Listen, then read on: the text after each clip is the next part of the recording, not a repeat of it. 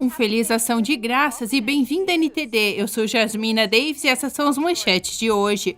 A advogada Sidney Powell abriu um processo na Geórgia, alega imensas fraudes eleitorais, como prometido semana passada. O argumento de 104 páginas aponta a manipulação do software eleitoral da Dominion por agentes estrangeiros. Sidney Powell também abriu um novo processo no Michigan, alega que centenas de milhares de cédulas ilegais ou completamente inventadas permitiram a Biden liderar no estado. Alguns bairros de Milwaukee, no Wisconsin, relataram números surpreendentemente altos de eleitores, totalizando mais de 105% da população registrada. Analisaremos os números. E projetos monitorando mecanismos de busca afirmam que o Google é responsável por dar votos a Joe Biden. Afirmam que o conteúdo escolhido pela empresa para exibir a eleitores antes da eleição favorecia os democratas.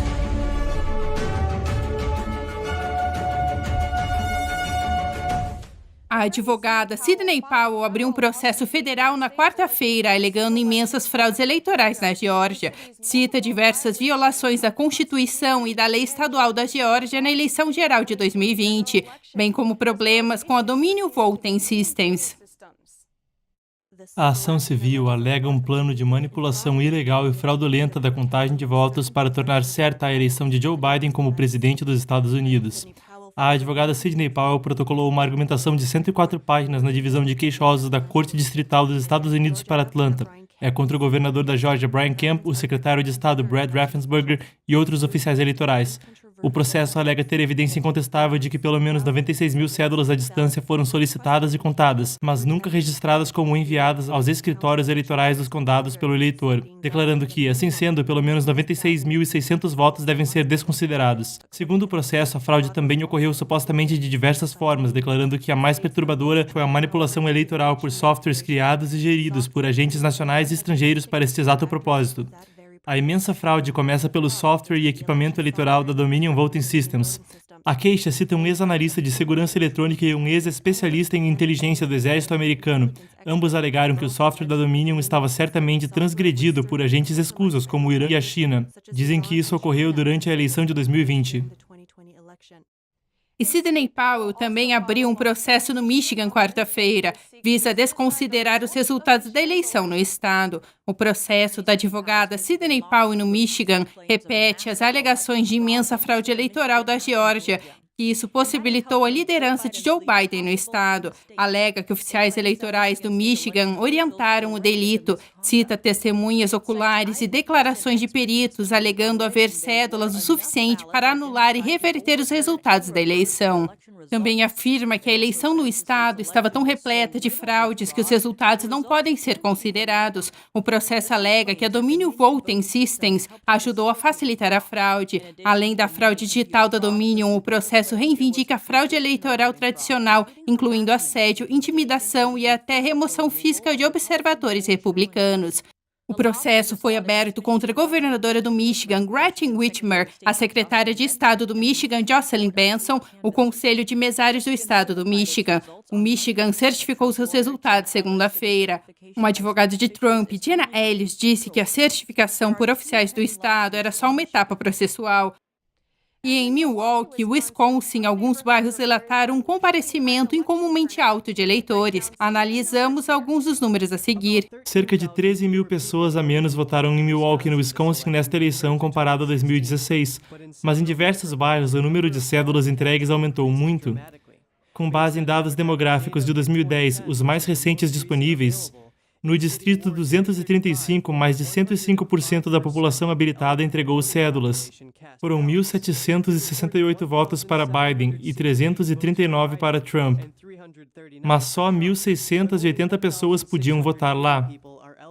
Há mais de 2 mil eleitores registrados lá, mas isso não necessariamente reflete quantas pessoas realmente moram no lugar.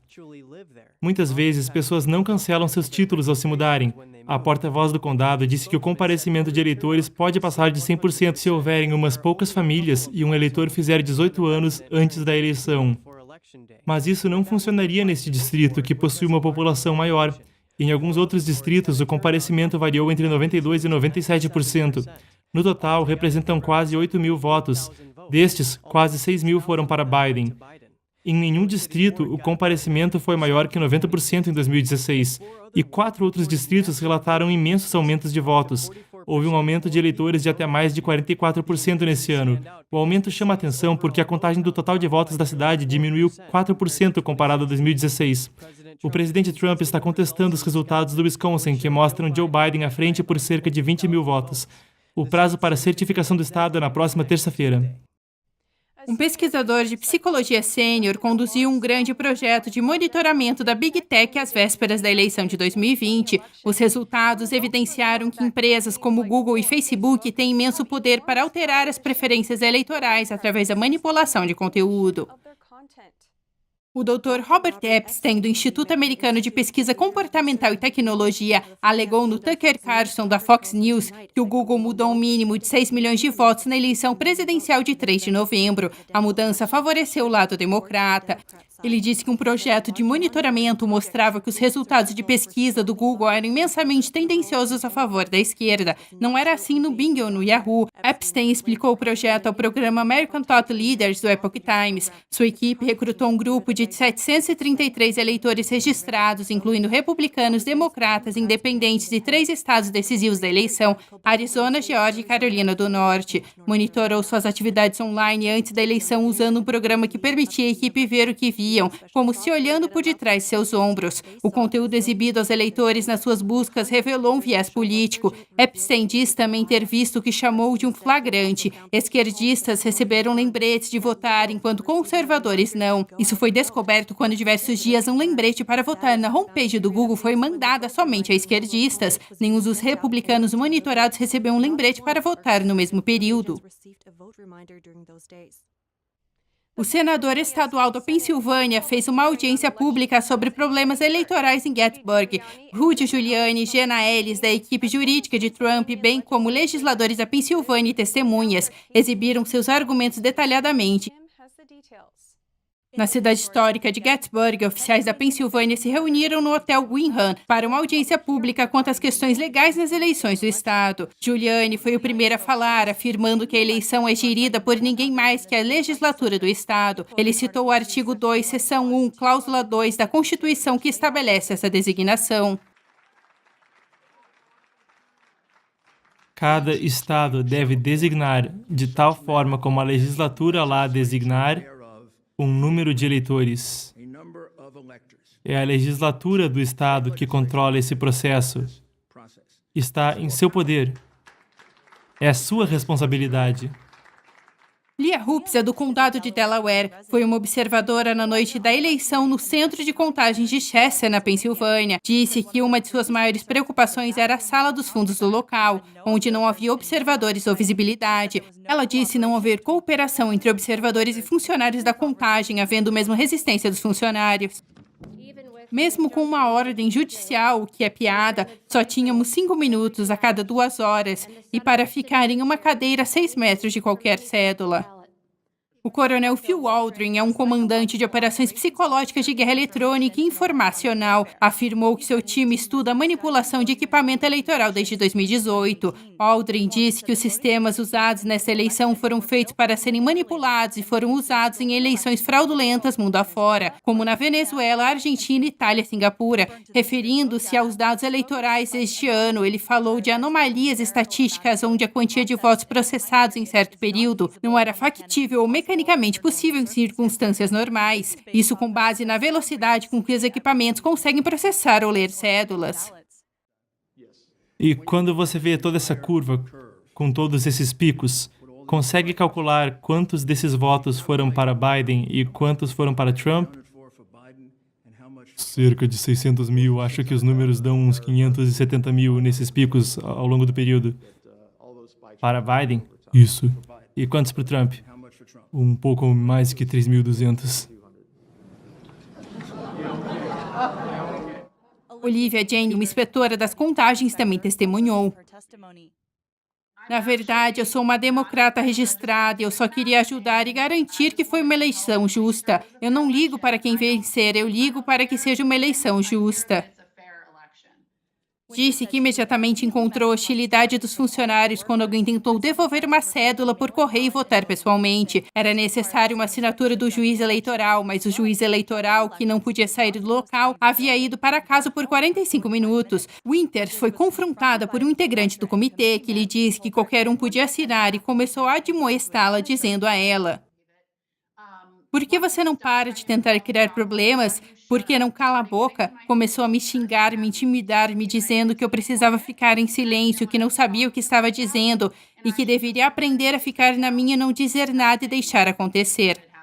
Outros também testemunharam, citando anomalias como pendrives em equipamentos eleitorais. Uma observadora disse que era incomum ver mais que 2, e enquanto oficiais negaram a alegação, 47 pendrives estão desaparecidos. Outra disse que maços de centenas de cédulas postais em branco foram usadas para substituir cédulas que não poderiam ser lidas. Ninguém estava lá para observar isso. O senador Doug Mastriano concluiu a audiência dizendo que a verdade está disponível. Disse que a história mudou em 1863 em Gettysburg. Então, nesse dia, a história mudava para nosso país e estado em Gettysburg novamente.